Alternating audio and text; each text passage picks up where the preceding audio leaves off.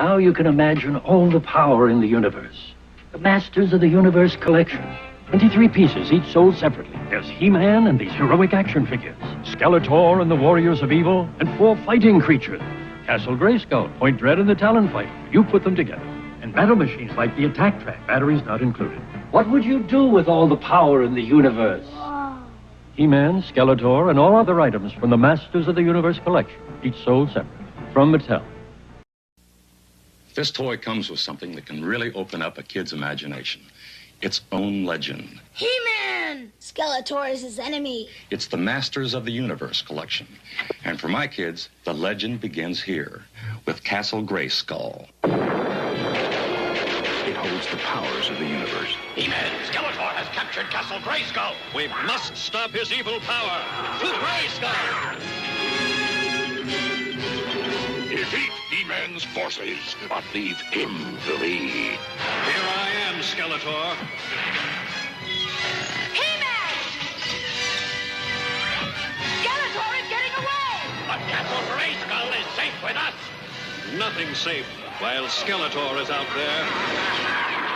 And so the legend continues in this Masters of the Universe collection. And in the imagination of my kids. Look for it. It's new. From Mattel.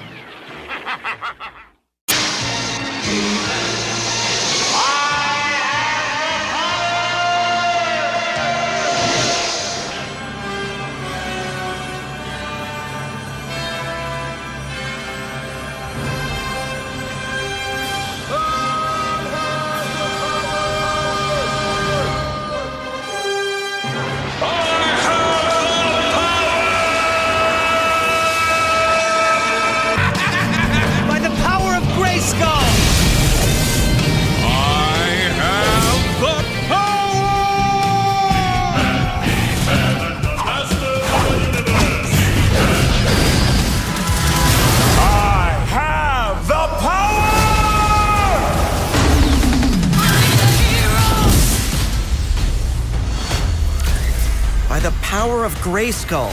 I have the power?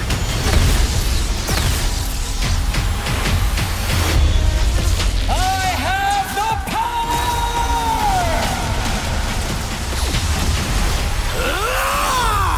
The Master's nemesis have arrived. The power of Grayskull is alive. Who's there? Why, Adam? Don't you recognize your Uncle Keldor?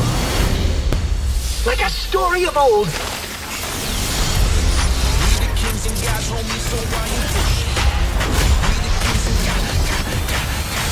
By the power of Grayskull! We have the power! Behind this gate lies great power. We must approach with caution and...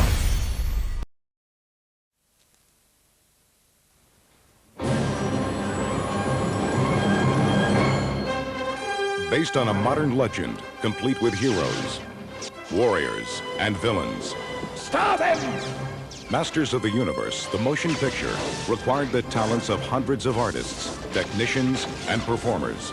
A shooting schedule of several months, and a multi-million-dollar budget. This is the story of how the legend was brought to life. Find them. We wanted to show kind of mythic characters in a contemporary time. So the story that we tell really starts with an epic struggle in this world called Eternia, far, far away from our planet.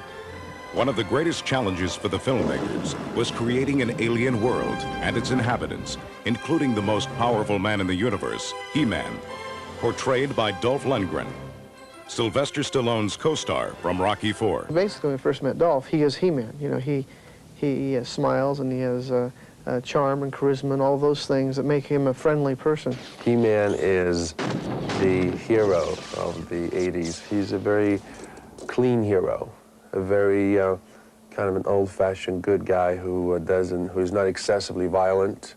He is intelligent, has a good sense of humor, and he always saves the good people from the bad people. The ultimate bad guy is the film's villain, Skeletor, played by Frank Langella. the Tony Award-winning actor, best remembered for his Broadway and movie portrayals of Dracula. He doesn't walk into rooms, you know, he enters rooms. And when he enters, you know he has entered. I dare anything. I am Skeletor. He is definitely a villain that you will love to hate. Other familiar characters include Skeletor's henchmen, Beastman, Blade, and Evil Lyn. Fighting on the side of good are Man-at-Arms, Teela, and the Sorceress of Grayskull. We've kept those key characters and one or two others, but really we've created a whole new world of characters that support them. The new creatures for the film began as artist sketches, which were made into scale models, from which the actual makeup was created. Find the key. Tear this place apart. Among the new characters are Sorod, the Lizard Man, Karg the Assassin, and Gwildor, the Inventor. I call it the Cosmic Key. Once all the characters were cast and the sets were built, the filming itself began. This shoot actually was much, much harder than Rocky IV, physically, much harder. Jumping off buildings and going through glass windows, and my hair caught fire one time. I got a few sword hits in my head. For 2 weeks, I was standing on this disc. One was on the side of a truck, and there were cameras rigged, and it was sitting on some kind of swivel, like this. And the truck would run down the main street of this town at 40 miles an hour. They'll strap you in the ski boots, but there's nothing to hold on to. So it's a little scary, because you can't, you know, you have to keep your balance just by using your body weight. You have to get into it and feel like you're there, and it's real. And that is hard. The final touch was put on the film by Academy Award-winning special visual effects wizard, Richard Edlund, famous for his work on Star Wars, Raiders of the Lost Ark, and Ghostbusters. Action, stunts, wire work, you name it is in this film. It's like a textbook of everything that can go into a film. Really, the only limitation is your imagination.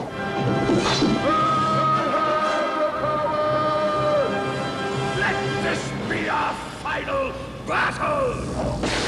Behind the legend of Masters of the Universe.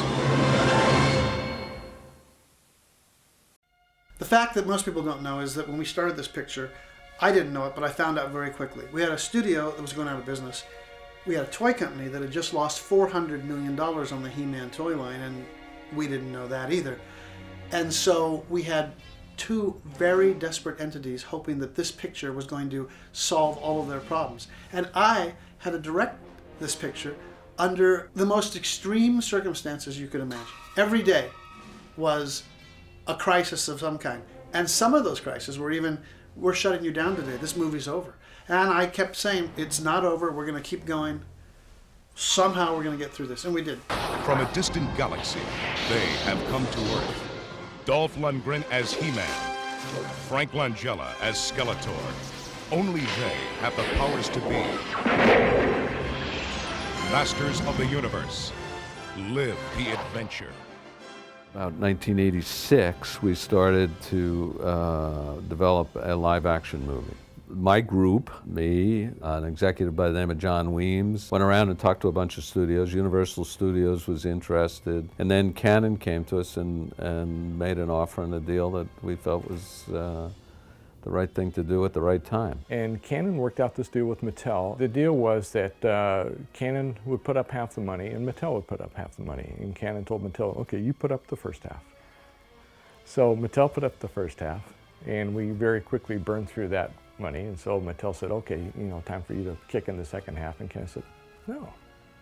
So Mattel had to pony up the rest of the money if they wanted to see their film made. And they were desperate to have it made because they were hanging their next year's toy line on the success of that film and generating publicity for their toy line. In the end, I think Mattel released them from like a payment that was due that we released them from so that they could finish the film. Mattel had heavy say. They had approvals over everything, over costumes, over the script, everything. We had veto rights more than approval rights. If something was not appropriate for He-Man, we could say that. And Mattel is, now listen, you know, He-Man can't kill anybody.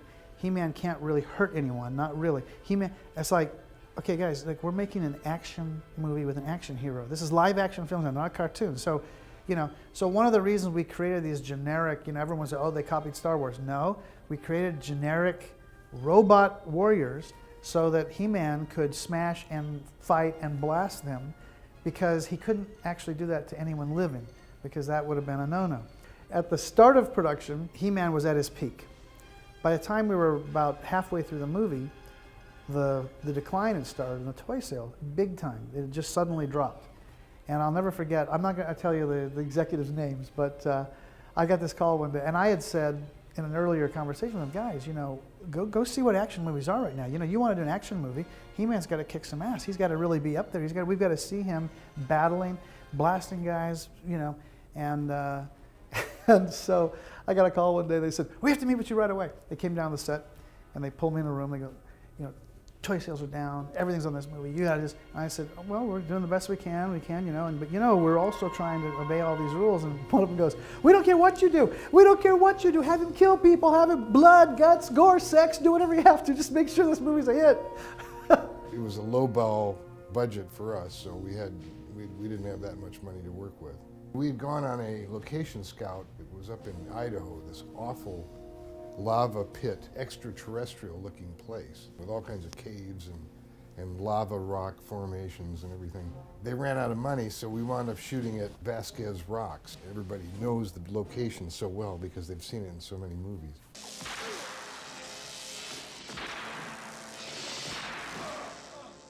Enough. Where is your strength? Are you ready to kneel now? Proud warrior. I sought out Frank Langella to play Skeletor. I knew there was going to be an actor behind a mask. I wanted an actor of enough power and stature that his performance would come through that mask. I put a lot of emphasis on Skeletor once I had Frank Langella in the role. I wanted him to carry the picture. I was accepting of the fact that Dolph came with the picture. I was concerned that Dolph would be able to carry the scenes. He was brand new. He'd only done the Rocky movie. I did my best to restructure the story almost through the eyes of Skeletor, so that the backbone and spine of the project was carried by Skeletor, and which was fine anyway, because he's the villain. He's pulling all the strings anyway. Frank Langella is a consummate performer. When we all heard that he was going to be playing Skeletor, it was like there isn't anybody else in the world that is going to do the job that Frank will do. And that's why really I don't think anybody objected to all the input he put into it, because what he pulled in, he was going to give back out again, and he did. In creating Skeletor, I took photographs of Frank Langella. We'd already cast Frank as Skeletor, and started working over his face, designing the makeup that would go into that. Frank was very particular about what he thought would work, what he thought wouldn't work, and his ideas were always right on. He was very conscientious about the cloak, for example. It had to move just right. We kept designing and building different cloaks until he got one that just moved perfectly. And it was really Frank Langella who made that character come to life. And I also was aware, and I hate to say this on camera, but I was aware that Dolph, it was his second picture. I wanted to surround him with a good company of actors that would keep the screen alive and would also help him to bring his performance up too. I saw the rough cuts, I listened to Dolph Lundgren's voice, and I just about had a heart attack. Now, why are you so important to Skeletor? I wanted him to redub his voice, get someone else to speak for him. In his contract, he had the right to do it 2 or 3 more times, and he finally got it to where it wasn't too bad. And I said, it's okay if He-Man has a little bit of an accent, but you got to be able to understand him. Right. I was concerned with the picture, and I wanted to make the picture the best it could be. We actually brought in a few actors and did loop as a test to show the studio. One of them was flawless. One of them was flawless. I mean, to this day, I wish we'd have done it. But Menahem was like, nope, going to stick with Dolph. We're going to go with him. And, this is ultimately their call. He-Man. If I kill him, I make him a martyr, a saint. No, I want him broken.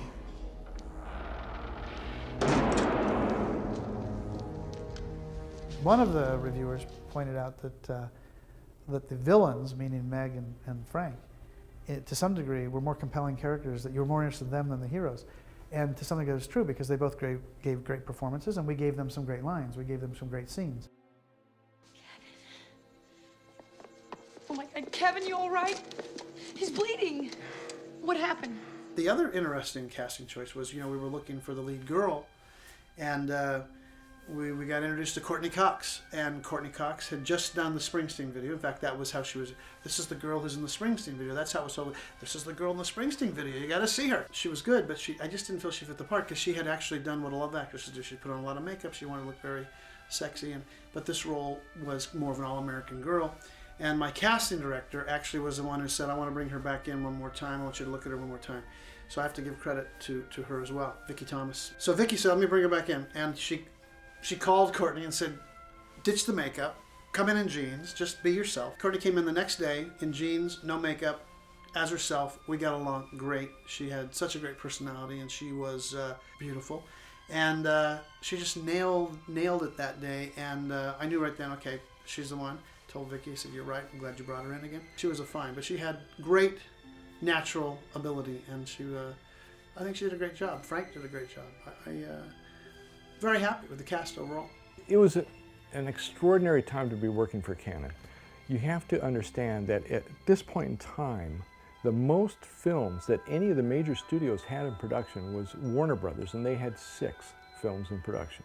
Canon had 84 films in production. There were 3 times during the making of the film where literally the payroll didn't arrive that day, and the crew was all going to walk, and I had to get them all together and say, you're here, let's finish the day, and if at the end of the day there's no money, I understand, but meanwhile, Elliot Schick, our producer, he's going to go get the money. So I can't promise you, but I can tell you we're going to do everything we can. I think we'll have your money by the end of the day. So, you don't hear all these stories of making a movie. What you have to do as a director to keep things going. And the guys said, okay, well, you're right, we're here, let's do it, let's do the day. So we'd get through the day, and somehow or other, Elliot would get to Canon, and somehow they would find the money, and they would get their payroll, and we kept going. So Canon was really pressuring Gary, and they decided to pull the plug. They didn't want to do the huge battle sequence at the end of the set. Yeah, they shut me down on the set in the middle of the battle. And I mean, literally with someone picking up a card and putting it in front of the camera and saying, you're done. I mean, in the middle of a shot. So that was kind of crazy. And I said, we don't have the end. We don't have the final confrontation. We have the setup. We did the clash. We had the moment where He-Man and Skeletor clashed with the sword, right? And on the set that day, I had an idea, which was, because I knew we were running short on time, and I knew they might do this to me. So I had them do that clash once, and I told the DP, I want you to pull, basically kill the lights in the soundstage and just let them fade to darkness, because if I'm not able to finish this battle, then I'm going to do a thing. I'd thought through that when they go, the power is so much that it like saps the power from everything, and then we're in this dark void, and that's where I can do whatever I got to do to get us to the end. So that night, I got them to let me do some random battle footage. Even though we shut down the set, I kept Skeletor and Dolph and the DP and this, and I got them to let me shoot some footage of them battling. It wasn't very well choreographed. It was a very quick choreographic job. We kept the lights out, we backlit them, which is what you see in the film, and we had everything now. So I had enough that I could piece together the battle, but we did not have the end, that moment where he hits the sword, it slides, he reaches for it, grabs it, all that last bit, none of that was shot. I said, okay, well, again, if we're done, we're done, and we're gonna have to come back and get this other stuff. It was a shame because I had really designed that set for sword fighting. I made sure that there were ups and downs and overs and unders and all kinds of ways it could be used to get the most out of this battle. We came back about 3 or 4 months later, and we got one day, kind of gave me one day at the Boss studio, and we boarded it very carefully.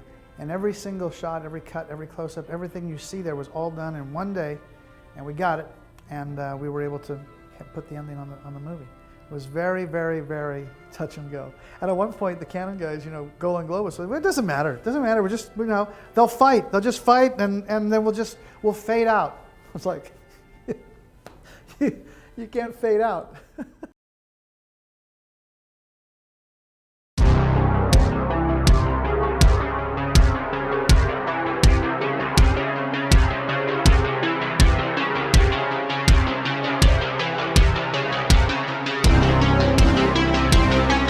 And 3, 2, 1, action!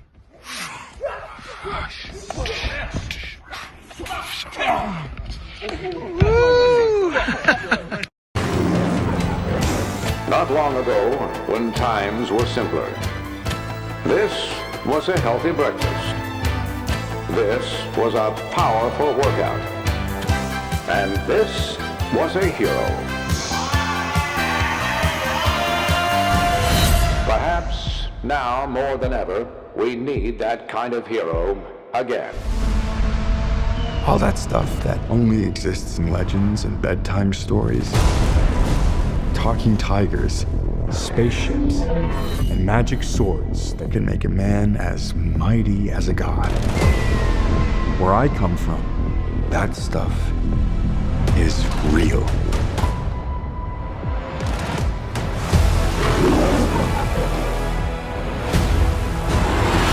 Why did you send me away? I wanted you to be safe. So I sent you to a place I knew that they'd never find you. There's... This obsession with nerd stuff and sword things, it's not a good look for human resources.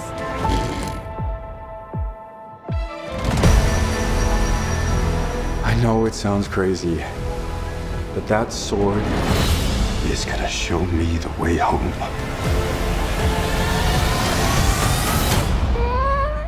Sir, you can't do that. Don't worry, the sword's mine.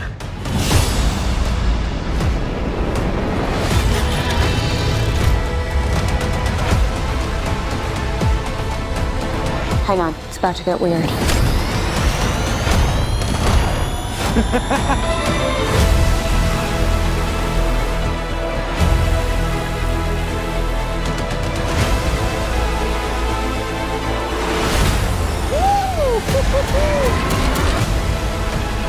What am I supposed to do? Take the sword. You protect them.